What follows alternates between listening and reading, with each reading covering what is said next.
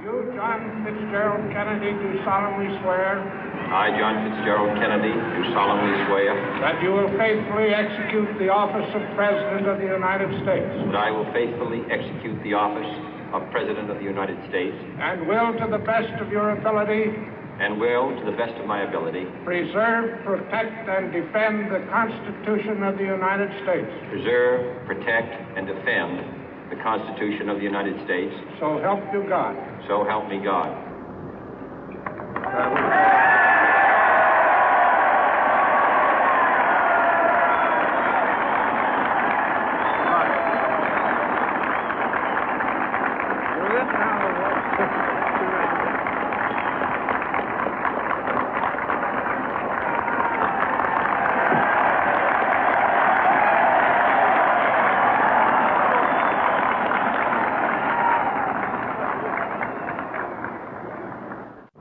Vice President Johnson, Mr. Speaker, Mr. Chief Justice, President Eisenhower, Vice President Nixon, President Truman, Reverend clergy, fellow citizens. We observe today not a victory of party, but a celebration of freedom, symbolizing an end as well as a beginning, signifying renewal as well as change. For I have sworn before you and Almighty God the same solemn oath our forebears prescribed nearly a century and 3/4 ago. The world is very different now, for man holds in his mortal hands the power to abolish all forms of human poverty and all forms of human life.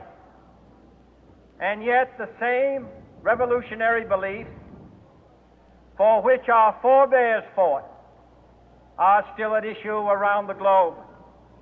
The belief that the rights of man come not from the generosity of the state, but from the hand of God. We dare not forget today that we are the heirs of that first revolution. Let the word go forth from this time and place to friend and foe alike that the torch has been passed to a new generation of Americans born in this century, tempered by war, disciplined by a hard and bitter peace, proud of our ancient heritage, and unwilling to witness or permit the slow undoing of those human rights to which this nation has always been committed and to which we are committed today at home and around the world.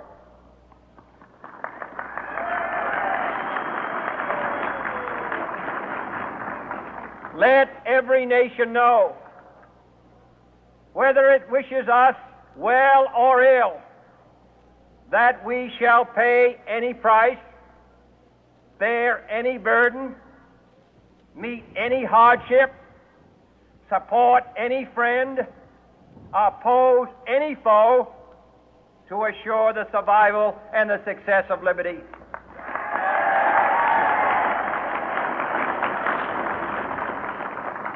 This much we pledge and more.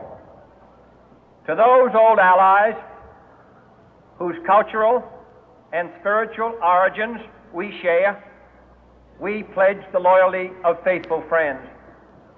United, there is little we cannot do in a host of cooperative ventures. Divided, there is little we can do, for we dare not meet a powerful challenge at odds and split asunder. To those new states whom we welcome to the ranks of the free, we pledge our word that one form of colonial control shall not have passed away, merely to be replaced by a far more iron tyranny. We shall not always expect to find them supporting our view, but we shall always hope to find them strongly supporting their own freedom, and to remember that in the past, those who foolishly sought power by riding the back of the tiger ended up inside.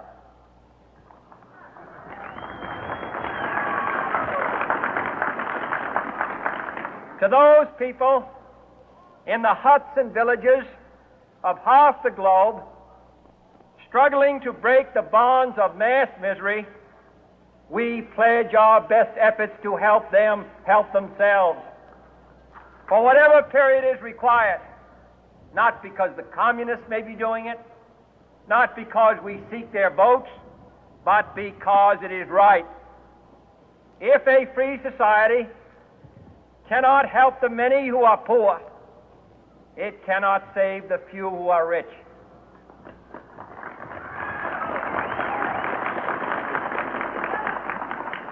To our sister republics south of our border, we offer a special pledge to convert our good words into good deeds, in a new alliance for progress, to assist free men and free governments in casting off the chains of poverty.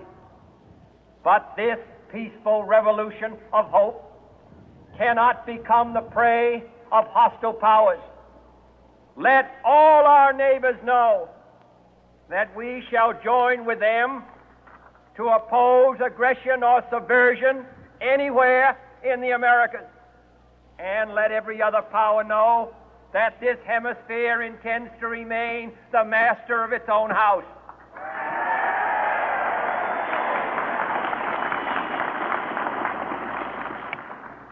To that World Assembly of Sovereign States, the United Nations, our last best hope, in an age where the instruments of war have far outpaced the instruments of peace, we renew our pledge of support to prevent it from becoming merely a forum for invective, to strengthen its shield of the new and the weak, and to enlarge the area in which its writ may run.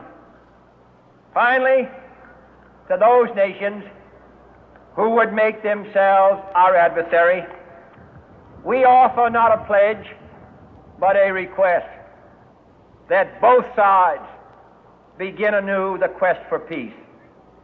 Before the dark powers of destruction, unleashed by science, engulf all humanity in planned or accidental self-destruction, we dare not tempt them with weakness, for only when our arms are sufficient beyond doubt can we be certain beyond doubt that they will never be employed. But neither can two great and powerful groups of nations take comfort from our present course, both sides overburdened by the cost of modern weapons, both rightly alarmed by the steady spread of the deadly atom, yet both racing to alter that uncertain balance of terror that stays the hand of mankind's final war. So let us begin anew, remembering on both sides that civility is not a sign of weakness, and sincerity is always subject to proof. Let us never negotiate out of fear, but let us never fear to negotiate.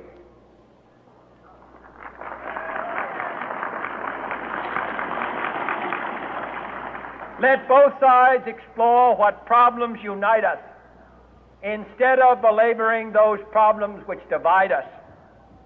Let both sides, for the first time, formulate serious and precise proposals for the inspection and control of arms, and bring the absolute power to destroy other nations under the absolute control of all nations.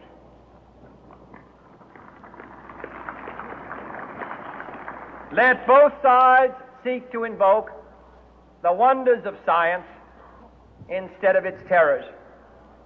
Together, let us explore the stars, conquer the deserts, eradicate disease, tap the ocean depth, and encourage the arts and commerce. Let both sides unite to heed in all corners of the earth the command of Isaiah to undo the heavy burden and let the oppressed go free. And if a beachhead of cooperation may push back the jungle of suspicion, let both sides join in creating a new endeavor, not a new balance of power, but a new world of law, where the strong are just and the weak secure and the peace preserved. All this will not be finished in the first 100 days, nor will it be finished in the first 1,000 days, nor in the life of this administration, nor even perhaps in our lifetime on this planet. But let us begin.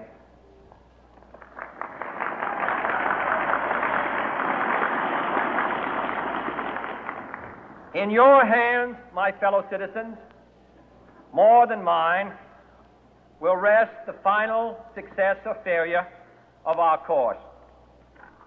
Since this country was founded, each generation of Americans has been summoned to give testimony to its national loyalty.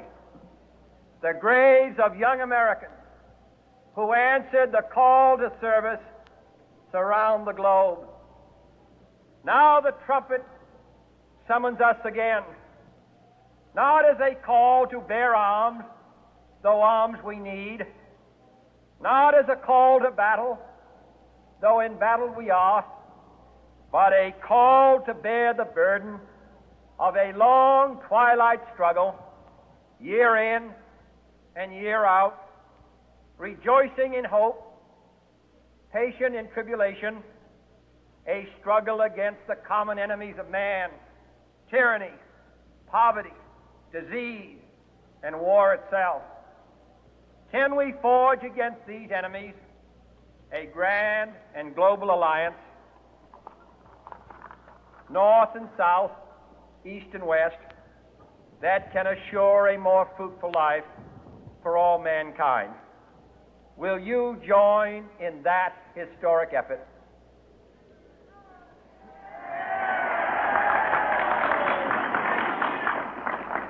In the long history of the world, only a few generations have been granted the role of defending freedom in its hour of maximum danger.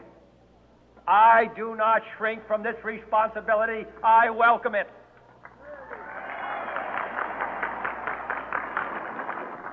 I do not believe that any of us would exchange places with any other people or any other generation.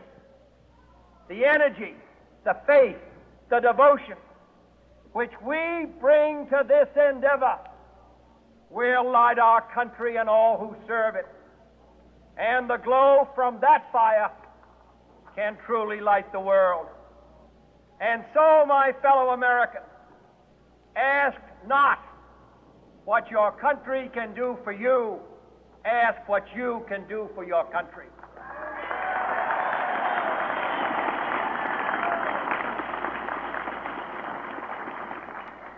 My fellow citizens of the world, ask not what America will do for you, but what together we can do for the freedom of man.